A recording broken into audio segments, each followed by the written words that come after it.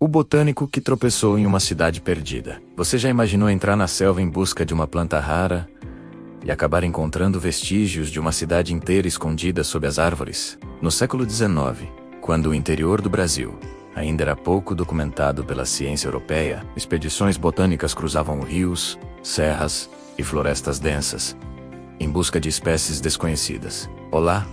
Antes de continuar, por favor, dê o seu like, compartilhe e se inscreva para mais curiosidades incríveis sobre o nosso passado. Obrigado.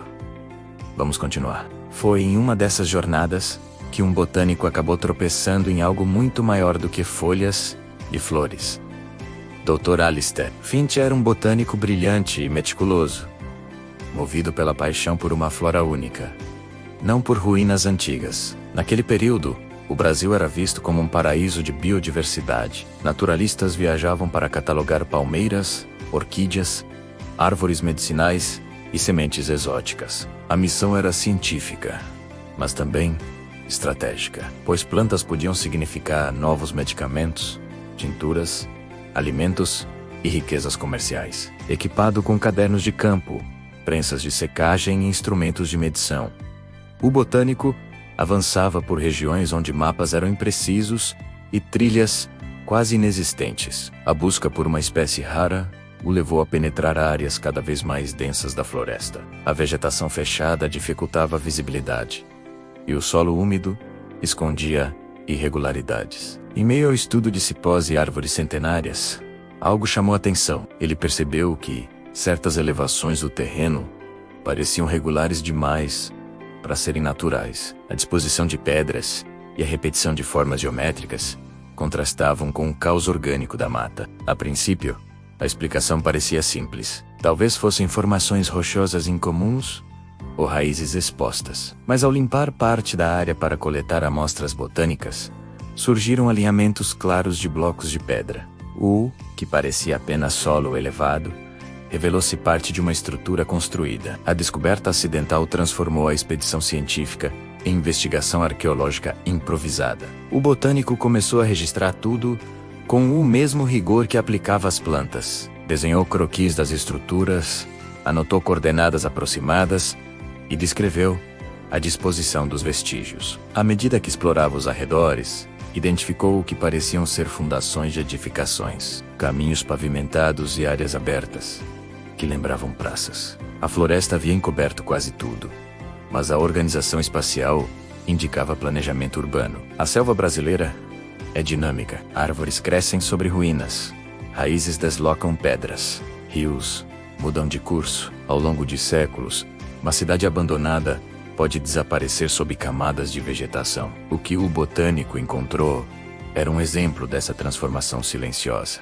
A natureza havia reclamado o espaço, mas não havia apagado completamente os traços humanos. Conforme avançava, percebeu que a área era extensa. Não se tratava de um pequeno assentamento isolado, mas de um centro urbano significativo. Havia indícios de áreas residenciais, possivelmente locais cerimoniais e sistemas de drenagem. O contraste era impressionante. Enquanto ele catalogava espécies vegetais, estava também revelando evidências de uma civilização que prosperara ali muito antes. A descoberta levantou perguntas imediatas.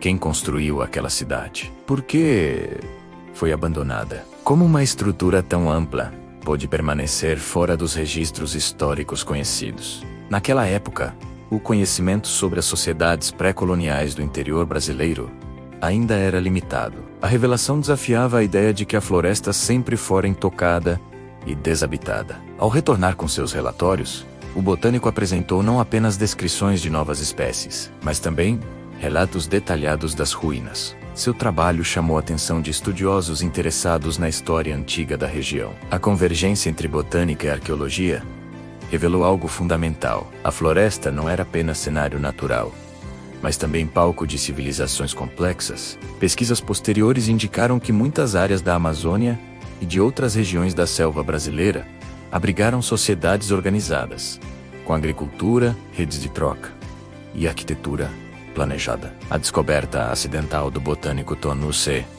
uma das pistas iniciais de que o interior do Brasil possuía uma história urbana mais rica do que se imaginava. O episódio também demonstrou como disciplinas científicas podem se cruzar de forma inesperada. A observação minuciosa exigida pela botânica foi essencial para identificar padrões artificiais no terreno. Sem esse olhar atento às formas e estruturas, as ruínas poderiam ter permanecido invisíveis sob a vegetação. A cidade escondida não surgiu em meio a escavações planejadas, mas como resultado da curiosidade científica. A busca por flora rara levou à revelação de camadas profundas da história humana. Esse encontro entre natureza e civilização mostrou que a selva guarda não apenas biodiversidade extraordinária, mas também memórias de sociedades antigas. Com o tempo, novas expedições aprofundaram o estudo da área. Técnicas arqueológicas mais avançadas confirmaram que a cidade possuía organização sofisticada e integração com o ambiente natural. Sistemas agrícolas adaptados ao solo local indicavam conhecimento ecológico avançado. A floresta, que parecia engolir tudo, era na verdade parte de um equilíbrio cultivado por gerações passadas. No fim, a história desse botânico do século XIX revela algo poderoso. A ciência não avança apenas por planejamento rigoroso, mas também por descobertas inesperadas. Ao seguir trilhas em busca de plantas raras, ele encontrou vestígios de uma civilização oculta. Sua exploração meticulosa mostrou que a linha entre história natural e história humana é muitas vezes tênue. Talvez a maior lição seja que a selva não é apenas um território selvagem e inexplorado. Sob suas copas densas, repousam capítulos esquecidos da experiência humana. E às vezes, basta o olhar atento de alguém apaixonado pela natureza